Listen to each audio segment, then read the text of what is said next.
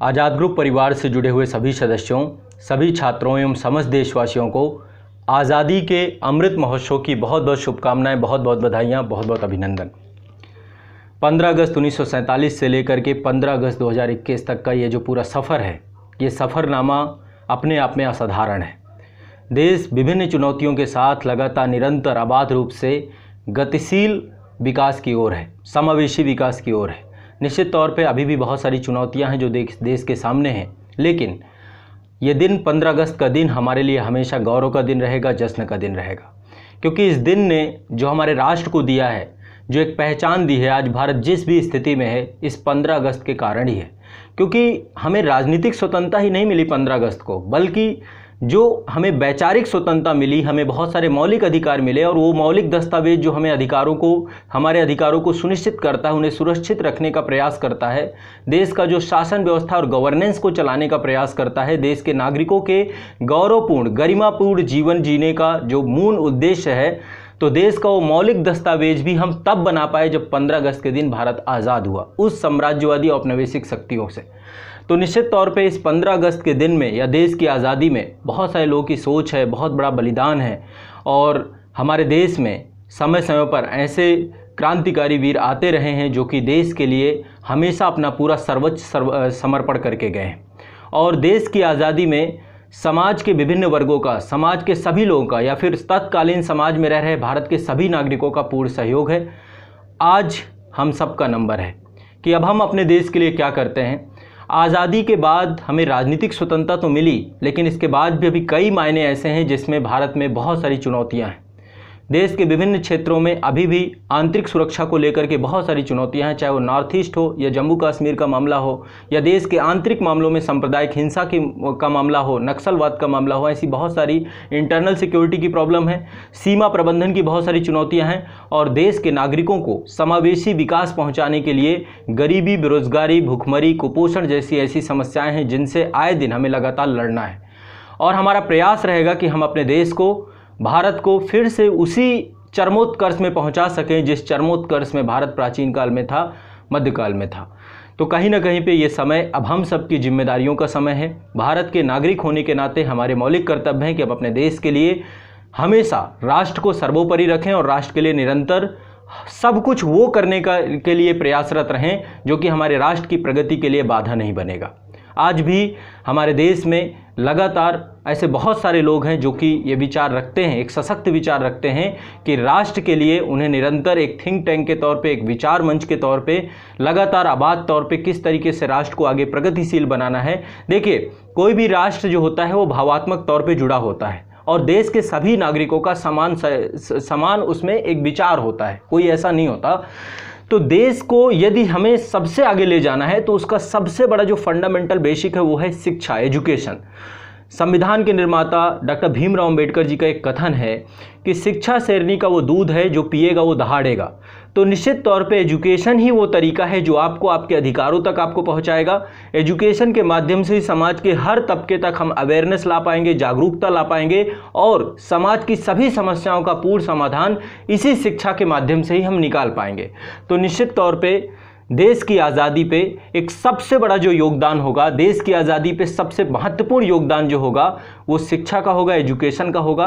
तो आज़ाद ग्रुप परिवार की तरफ से लगातार हमारा भी प्रयास रहता है कि हम देश में शिक्षा को लेकर के, एक प्रॉपर अवेयरनेस को लेकर के, देश के इतिहास के बारे में, देश के भूगोल के बारे में, देश की राज्य व्यवस्था के बारे में, हर एक विषय में आपको प्रॉपर अवेयर करें, और देश में शिक्षा को एक इस स्तर तक पहुंचाएं जो कि सबकी पहुंच के समक्ष रहे। तो आज़ाद ग्रुप परिवार हमेशा इसके लिए प्रयासरत रहता है और हमेशा प्रयासरत रहेगा। मेरा प्रयास सिर्फ यही है कि देश में सब तक शिक्षा पहुंचे और बहुत आसान भाषा में पहुंचे, सबको उनके अधिकारों को, उनके हक की मांग लगातार पहुंचे। तो देश में बहुत सारे छात्र ऐसे हैं जो कि इस जो एक कह सकते हैं कि नैतिकता और सत्यनिष्ठा ये बहुत इंपॉर्टेंट होती है किसी भी देश के उत्थान को लेकर के। आज आप देखिए, चुनौतियों का अंबार है।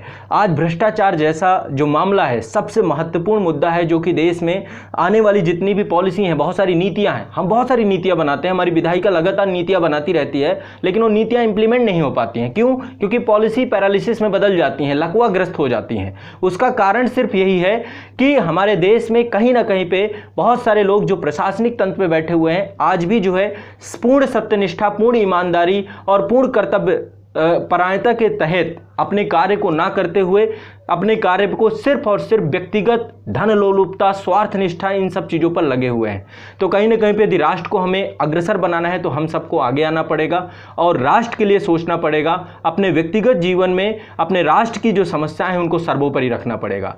देखिए, मैं एक चीज़ बताऊं, कहीं ना कहीं पे हमारी सोच से ही सब कुछ प्रारंभ होगा। यदि हमारे थॉट प्रोसेस हमारे नेशन के लिए प्राइमरी होंगे तो निश्चित तौर पे सब कुछ मिलेगा। कोई भी चीज़ छोटी बड़ी नहीं होती है। तो इसलिए हम सबको सबसे पहले अपने थॉट के लेवल पे अपने मस्तिष्क को उर्वर बनाना होगा और इस विचार को सब तक पहुंचाना होगा, है ना, तभी चीज़ें हो पाएंगी। तो इस दिशा में हम भी प्रयासरत हैं, सबको मिलकर काम करना पड़ेगा। एक टीम इंडिया के तहत, जो टीम इंडिया का कॉन्सेप्ट है, उस टीम इंडिया के तहत काम करेंगे, तब जा करके हम जीत पाएंगे। और लगातार इस पे काम भी चल रहा है, बड़े स्तर का काम हो भी रहा है ना। और देश में जो समावेशी विकास है, उस समावेशी विकास तक को पहुंचाने में, सब तक पहुंचाने में, सब देश में जो अंतिम कड़ी पे खड़ा हुआ व्यक्ति है उस तक पहुंचाने में भी सरकार का सबसे महत्वपूर्ण भूमिका अदा होती है।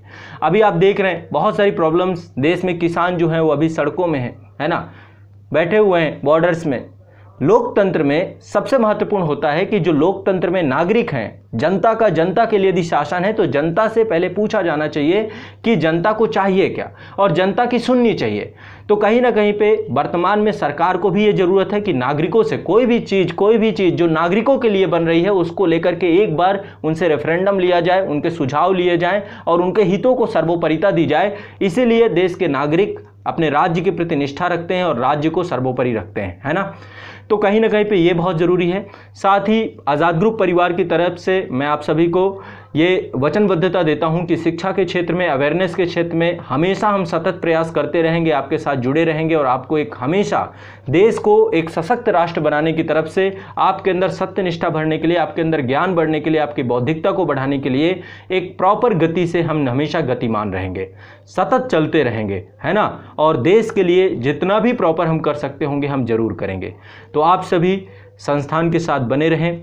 आज़ाद ग्रुप परिवार इसी तरीके से देश के लिए, राष्ट्र के लिए आप सभी को तैयार करता रहेगा और आप सभी इस राष्ट्र के लिए हमेशा सर्वोपरि रहेंगे, है ना। तो चलिए, आप सभी भी अपने लक्ष्य की तरफ निरंतर प्रगति के साथ बढ़ते रहिए। आप सभी के जो लक्ष्य हैं, आपने जो तय किए हैं, निर्धारित किए हैं, निश्चित तौर पे आपको मिलेंगे। रुकना नहीं है, छोटे छोटे कदमों से बड़ी यात्रा को पूरा करना है। थोड़ा थोड़ा खाएंगे तो आप हाथी भी खा जाएंगे, चाहे जितना बड़ा भी लक्ष्य है। रुकना नहीं है, निरंतरता ही आपको सफल बनाएगी और निरंतरता ही देश को सफल बनाएगी। आज 75 वर्षों में निरंतर रहते हुए देश ने बहुत सारी चुनौतियों को खत्म किया है। आज हम एक गरिमापूर्ण अंतर्राष्ट्रीय स्तर पर भारत का एक महत्वपूर्ण स्थान है। तो ये सब ऐसे संभव नहीं हुआ है, ये संभव हुआ है सबके साझा प्रयास से, है ना। कोई भी कार्य एक व्यक्ति मिलकर के नहीं करता, सबका मिल के प्रयास होता है। तो इस तरीके से हमेशा बढ़ते रहेंगे, देश को हमेशा प्रगति के पथ पे लेके चलते रहेंगे। ये प्रयास हमारा निरंतर जारी रहेगा, ठीक है। आज़ादी के अमृत महोत्सव के इस पूरे अवसर पे आप सभी के लिए आज़ाद ग्रुप परिवार के द्वारा एक जो है आप लोग को गिफ्ट दिया गया है। आप लोग को कह सकते हैं कि एक बड़ा डिस्काउंट दिया गया है। जितने भी कोर्सेज हैं, जितने भी संस्थान के द्वारा कोर्सेज चलाए जा रहे हैं, आप सभी के लिए आज़ाद ग्रुप परिवार के द्वारा एक बड़ा डिस्काउंट दिया गया है। तो आप सभी डिस्क्रिप्शन में जा सकते हैं। आज़ाद ग्रुप परिवार में जितने बच्चे हैं, चाहे आईएएस की तैयारी करते हों, स्टेट पीसीएस एग्जाम की आप तैयारी करते हैं, किसी भी एग्जाम की आप तैयारी कर रहे हैं, आप हमारे साथ जुड़ सकते हैं, व्यापक तैयारी कर सकते हैं।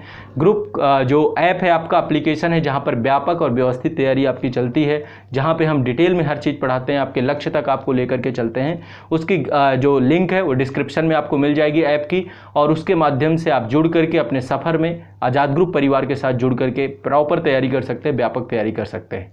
तो हम ये संकल्प लेते हैं आज के अमृत महोत्सव में कि हम देश के विकास में अपने आप को हमेशा अग्रणी रखेंगे, सर्वोपरि रखेंगे और पूरा प्रयास करेंगे कि हमारा राष्ट्र हमारे लिए सर्वोपरि रहे, सर्वोपरिता रहे और राष्ट्र के नागरिकों के उत्थान के लिए, दूसरों के लिए हम हमेशा काम आते रहें। यही हमारा लक्ष्य है, यही हमारा उद्देश्य है और इसी को लेकर के हमेशा हमें अपनी अभिप्रेरणा, अपने मोटिवेशन में इसी को ही रखना है ना। तो आप सभी को एक बार फिर देश के आज़ादी के अमृत महोत्सव की बहुत बहुत शुभकामनाएं, बहुत बहुत बधाइयाँ। आज के दिन को पूरे जश्न के साथ मनाइए, पूरे मोटिवेशन के साथ मनाइए और अपने लक्ष्य पथ की तरफ निकल पड़िए। जब तक हम अपने लक्ष्य को प्राप्त नहीं करेंगे तब तक हम रुकेंगे नहीं, है ना। इसी गुरु मंत्र के साथ निरंतर लगातार चलते रहिए। निश्चित तौर पे एक दिन ऐसा आएगा, एक ऐसी तस्वीर आएगी जब भारत विश्व के सबसे अग्रणी राष्ट्रों में से एक होगा। देश की जितनी भी मौजूदा समस्याएं, इनका हम पूर्ण समाधान कर पाएंगे और देश के अंदर एक भाईचारा और बंधुत्व की जो भावना है, देश में हर नागरिक का गरिमापूर्ण जो जीवन है, उसको हम सुनिश्चित करा पाएंगे। तो आप सभी को फिर से देश की आज़ादी की, देश के स्वतंत्रता दिवस की बहुत बहुत शुभकामनाएं। धन्यवाद।